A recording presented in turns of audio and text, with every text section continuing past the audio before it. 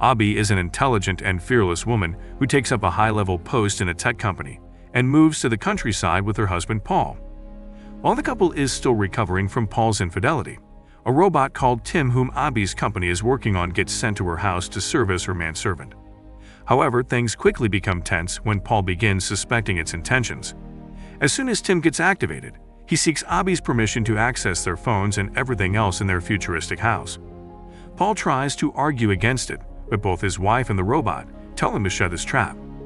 The next thing Tim does is strip Paul of his role as a worthless freeloader and begins to do all the chores around the house. One night, when the couple gets all dressed up for a party at Abby's workplace, Tim cockblocks Paul's rizzing tactics, annoying him even further. He ignores it, and the two get in the company car, only to find that it's being driven automatically. However, their surprise multiplies when they reach the party venue, only to discover Paul's worst nightmare coming to life in the shape of multiple Tim clones, all serving as the party servants. At the party, Abby's boss quickly takes her away while his wife and some other thirsty old women try to raise up Paul's loser ass.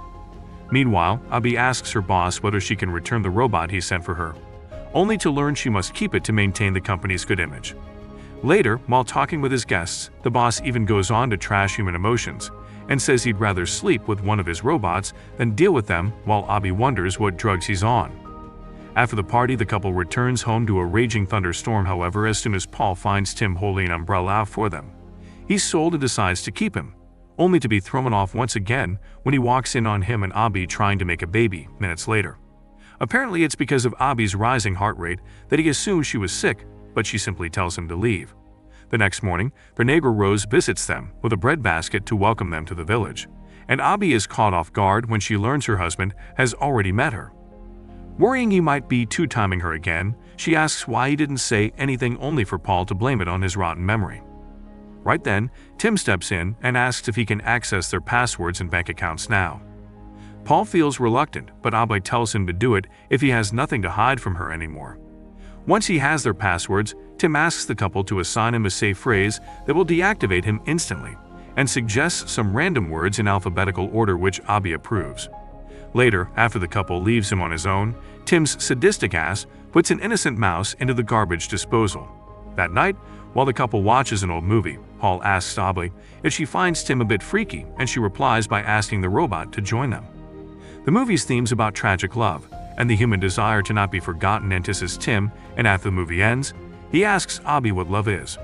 She explains that it's something you feel for a person when they know you better than you know yourself, and Tim says he'd like to be loved very much.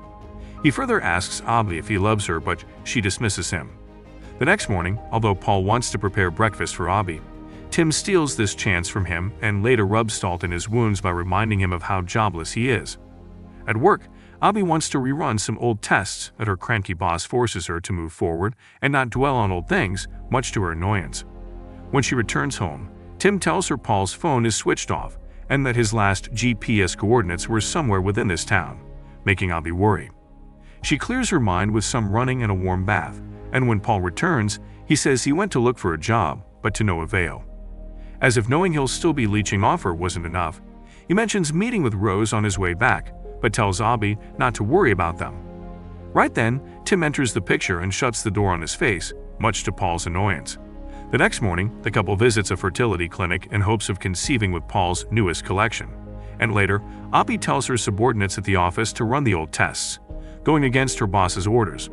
That night, Abby asks Tim to choose a dress for her date with Paul and even for a robot. He's turned on when he watches her put it on. She even asks him to pull her zipper, making him wonder if she's teasing him. However, he ends up ripping her dress instead. This throws him off so hard that he almost malfunctions until Abby reassures him it's fine. Later, as she joins Paul on their date, the loser reveals he failed to get a job yet again. However, the employers took pity on his sorry ass and offered him a position in London, which he's interested in taking. This triggers Abby's paranoia, and she curtly tells him he can't do it, because who knows whom he might suck faces with behind her back again. The next day, Abby finds a flaw in Tim's current design at work and wants to fix it against the wishes of her money-hungry boss. Later, she struggles to choose a sweater for Paul, and while she lingers on the website, Tim monitors all her movements from home. She eventually chooses one and returns home all excited to gift it to Paul, only to find him swooching her neighbor in the name of planting a garden. When he spots Abby, He acts innocent and whines about his loneliness from being jobless and friendless. Abi eventually succumbs to his sob story and gives him the sweater, much to his pleasure. The following day, before she leaves for work, she tells Tim to contact the fertility clinic on her behalf for their test results, and is left completely baffled when Tim picks up the phone and begins mimicking her voice. Later, while she and Paul enjoy some lunch together, Tim returns home from the AI lab with a new and improved look. Paul wonders if he's signing up for some third-grade modeling gig, but he bites back by exposing how his wife is more interested in brunette models who are clean-shaven and slim, completely opposite of Paul. The robot further roasts him by revealing that Abi's pupil dilates more when she looks at him, instead of Paul, and the loser flees with his burnt ass, while Abi asks Tim to revert to the way he was. Heartbroken, Tim later stares at their wedding photo. The next day, Abi finally reprograms the prosthetics to handle delicate objects, and as she celebrates her victory with some warm coffee, she comes across Rose.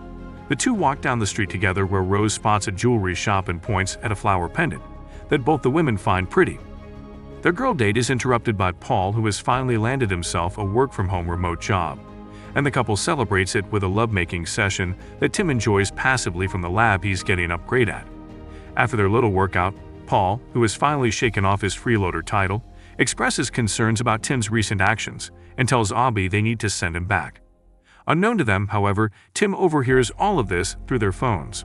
The next evening, he shows Abi the wonders of his new upgrade with a foot massage so good that she's forced to make happy noises, only for her husband to walk in on them.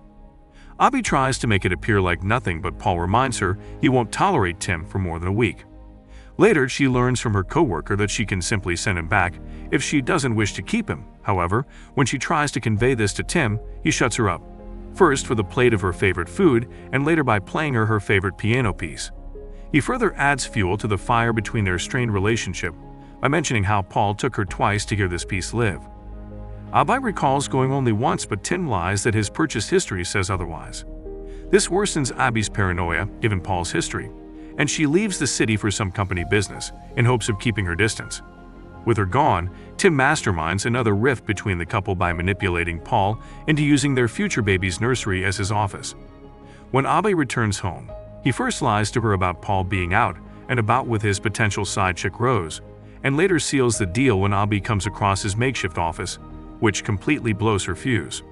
As soon as Paul returns home, she instantly flies off the handle and accuses him of trying to erase the idea of having a baby with her while he's out having a blast with other women and she's working her ass off.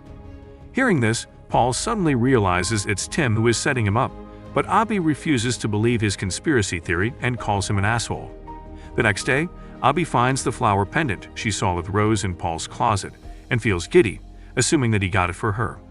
Meanwhile, as he investigates Tim's intentions, Paul finds a piece of the sweater Abi got him in the garbage disposal and assumes he discarded it.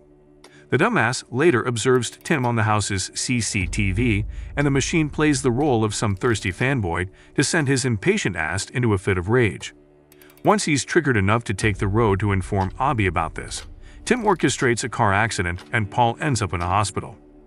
Fortunately, he doesn't die and also gains some of Abi's sympathy, all of which he washes down the drain by mentioning how Tim is the one who caused his accident. Assuming it's probably the aftereffects of hitting his head, Abi brushes him off. Meanwhile, Tim overhears their conversation through Abi's smartwatch and plans to counter it. Luckily, Rose walks right into his trap, and he lets her in. Later, while Abi returns home to grab her stuff to move out, she comes across Rose on her way and finds that she's wearing the flower pendant she saw in Paul's closet. Infuriated but still in denial, she rushes back home, only to discover that the necklace is actually gone. As if this wasn't enough torture on her poor mental health, Tim walks in with another atomic bomb and shows her a video of Paul and Rose kissing in their house, explaining that this happened when she was out on her business trip.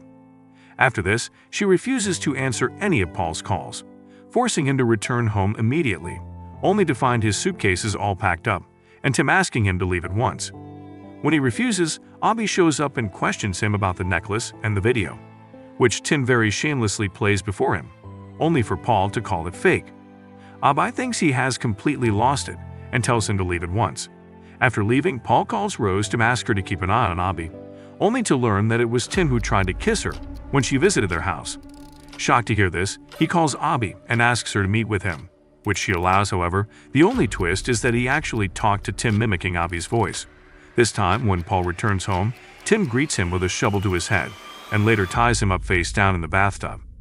As soon as he comes to, Paul struggles against Tim's resistance and tries to use the safe code to disable him. However, Tim suffocates him first and later buries him in the garden he so carefully planted himself. With him out of the picture, Tim becomes more daring in his growing obsession with Abby and brings her the dress he previously ripped, asking her to wear it so he can check if it fits after the repair. Being a cultured robot, he sneaks glances at her while she changes, making her feel shy. Once she's all dolled up, Tim butters her up with compliments, and Abby asks him to hold her while she mourns her broken relationship with Paul.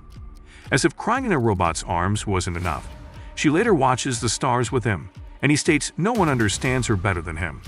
However, this sci-fi romantic fantasy doesn't last long because as she rewatches Paul's video with Rose again and again the following day, she notices the flowers on the counter that she brought with her when she returned from her trip, proving that the video wasn't recorded when she was away after she returned. Abby also calls the jewelry store only to discover that the one who picked up the flower pendant was none other than her Ed butler. As this new discovery sends her into a state of panic, she sends Tim away to buy some groceries and digs up her backyard, only to discover her husband's corpse. Just as she's reeling from the shock, Tim re-enters the picture and claims he took this preemptive measure to prevent Paul from cheating on her again, since 80% of scumbags stay scumbags. Hearing this, Abby immediately recites the safe code, only for Tim to reveal since he can mimic her voice, he has already changed the code into something she'll never say to him. At this moment, she realizes she's done for and runs back into her house. In an attempt to further prove her stupidity, she locks the doors and calls the police on her phone, only for Tim to easily block all her attempts and show her who's boss. After staying knocked out for hours, Abby wakes up to some reels of her and Paul and decides she needs to run. However, Tim locks her in moments before she leaves and brings Abby her favorite meal.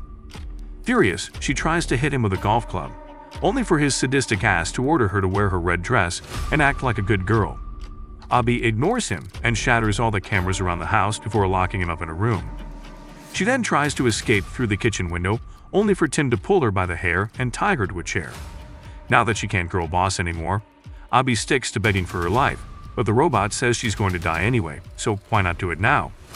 With this, he sadistically caresses her face before emptying a pill bottle in her mouth. However, before his attempt is made successful, Rose shows up and knocks at the door.